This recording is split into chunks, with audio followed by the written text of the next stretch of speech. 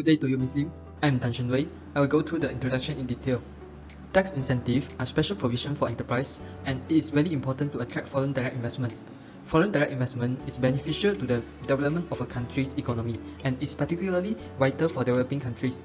A favorable tax policy can encourage international investors to invest in our country, resulting in the expansion of our economy sector.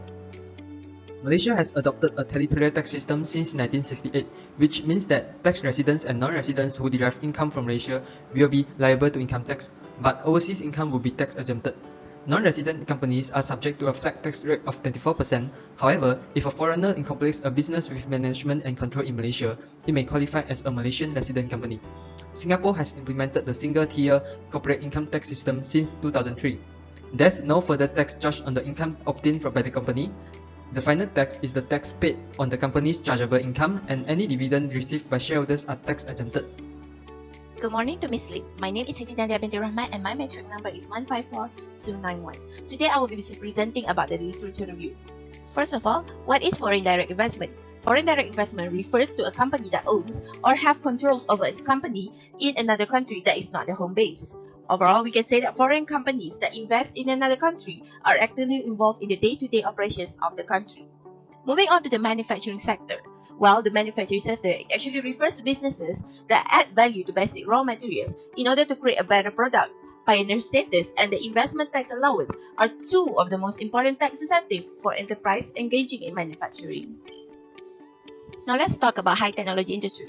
It refers to a business that involves in the activities or manufacturing of goods that engage with new and emerging technologies, which these businesses are taking into account and using the latest devices or latest technology in order to help them to operate the day-to-day business activities. In Malaysia, the government has been trying to encourage and boost the utilization of high technologies among the local industry. Thus, there are a few incentives that have been introduced. First of all, there is a budget allocation of 1 million ringgit Malaysia that has been included in the budget 2021 for investment incentive packages with high technology and additional value. In addition, Bank Negara Malaysia will also provide an extra 500 million ringgit Malaysia to the High Technology Fund to help high-tech and innovative businesses. Finally, in order to increase the automation in the manufacturing sector, the government instituted a 200% automation capital allowance for the first 4 million ringgit Malaysia spent by labor incentive enterprise and the first 2 million ringgit Malaysia spent by other companies in the field.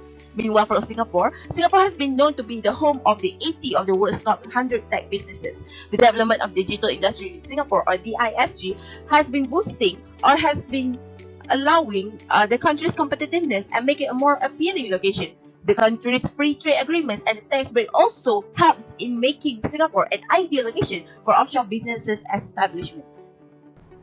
A very good day to Ms. Lim. My name is Koita. Now I will explain about tax incentive for manufacturing sector in Malaysia. First, we have pioneer status, investment tax allowance, reinvestment allowance, and the automation capital allowance.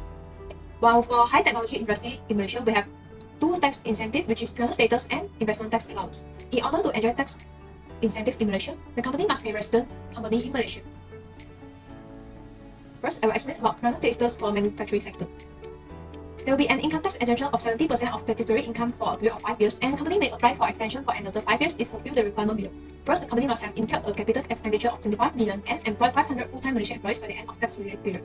Next is investment tax allowance. There will be an additional 60% of allowance of the capital incurred within 5 years, and it can be offset against 70% of statutory income for each YA. The eligibility is the company must not enjoy any other tax incentive, and the owner of qualifying asset must have incurred the qualifying expenditure. Next is reinvestment allowance. There will be an allowance of 70% of qualifying expenditure, and it can be offset against 70% of statutory income for 15 years. The eligibility is the company must have been in manufacturing operation for at least 36 months and incurred qualifying expenditure for either diversification, automating, modernizing, or expansion.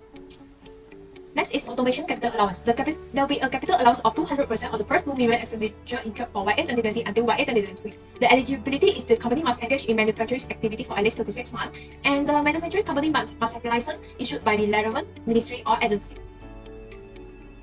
Now, I will talk about tax incentive for high technology industry in Malaysia. First, we have pioneer status for high-tech industry. There will be an income tax exemption of 100% of statutory income for a period of 5 years. The eligibility is the company must be intent to manufacture a promoted product that engage new and emerging technology and does not enjoy any other tax incentive. Next is investment tax allowance. There will be a 60% on the qualifying capital expenditure incurred within 5 years, and it can be offset against 100% of the statutory income for each YA.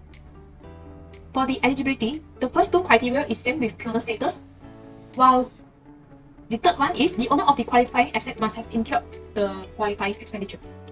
Good day to Miss Lim. My name is Chen Shi, matrix number 151833. Now I would like to present about tax incentive for the manufacturing sector and high technology industry in Singapore. For the manufacturing sector in Singapore, the tax incentive are development and expansion incentive, investment allowance, land intensification allowance, and tax exemption scheme for new startup companies. For the high technology industry in Singapore, the tax incentive is panel tax incentives. The first tax incentive for the manufacturing sector in Singapore is development and expansion incentive (DEI). It taxes the expansion income at the rate of a minimum of 5% up to 10 years. The eligibility for DEI are hire Singaporeans as employees manufacturing project which commit to fixed asset investment in plants, building, or equipment. The second tax incentive is investment allowance. The tax exemption is up to 100% for capital expenditure incurred for approved project within a 5-year period. The eligibility for investment allowance is including manufacture or increased manufacture of any product, R&D, and improving energy efficiency. The third tax incentive is land intensification allowance. An initial allowance of 25% and annual allowance of 5% are provided for the qualifying capital expenditure for the construction or renovation of the building. The eligibility is the location of qualifying building must be in land that zone as business 1 or 2. The last incentive is tax exemption scheme for new startup companies. The first 100,000 of normal chargeable income can enjoy a 75% of tax exemption. The eligibility is registered in Singapore and is a tax resident in Singapore for the respective YA. Now it is the tax incentive for the high technology industry in Singapore. The tax incentive is final tax incentive. The tax exemption is for 5 and up to 15 years. The eligibility for final tax incentive is hire Singaporean as employees, introduce skills and new technology that can improve the industry. That's all from me, and now I will pass to Wei Bin. Thank you. Now we move to the comparison of tax incentive for manufacturing sector between Malaysia and Singapore. Generally, there are 4 tax incentives available for each country. The tax incentive list before all are mutually exclusive except for the tax exemption scheme for new startup company provided by Singapore. We compare the tax incentive for both countries based on the similarity of nature. At the beginning, we compare the finance status with development and expansion incentives. Both tax incentives provide the income tax exemption. The finance status exempts 70% of statutory income, while the DEI tax the expansion income at a low rate. From the comparison, we can see that the finance status is more attractive, but the foreign investors can apply the Singapore incentive more easily for 10 years. On the other hand, there is a strict requirement when applying for finance status 5 years extension. After this, we move to the comparison of tax investment allowance for both countries that provide additional allowance on the capital expenditure. Malaysia incentive provide an additional 60% allowance, while the Singapore incentive provide 100% allowance on the capital expenditure incurred. But there is a capital limit placed in the Singapore incentive, which is 10 million Singapore dollar, where the Malaysia incentive does not. Singapore also provide an alternative incentive, which is a land intensification allowance to the company. There are also other incentives for manufacturing sector. Malaysia provide reinvestment allowance and automation capital allowance that provide additional allowance to encourage reinvestment, while Singapore provide the tax exemption scheme for new startup company, income tax exemption for companies whose shareholders are below 20. After this, we move our attention to comparison of tax incentive for high technology industry. Both countries provide final incentive to the high technology company. For comparison of both final incentive, both provide full income tax exemption. But the incentive period available for Malaysia is only 5 years, while Singapore incentive period can be up to 10 years. We can recall that the Singapore's incentive requirement is more strict. After the comparison, Malaysia also provide additional incentive, which is the special investment tax allowance for the high technology company. The additional allowance can be offset 100% of statutory income. In short, tax incentives are critical in attracting foreign direct investment to a country, which is crucial to the development of the country's economy. We may conclude from the findings that the tax incentive for the manufacturing sector in Malaysia and Singapore are different, as are the tax incentive for the high-tech industry in Malaysia and Singapore. This table shows the 4 tax incentives for manufacturing sector in Malaysia and Singapore.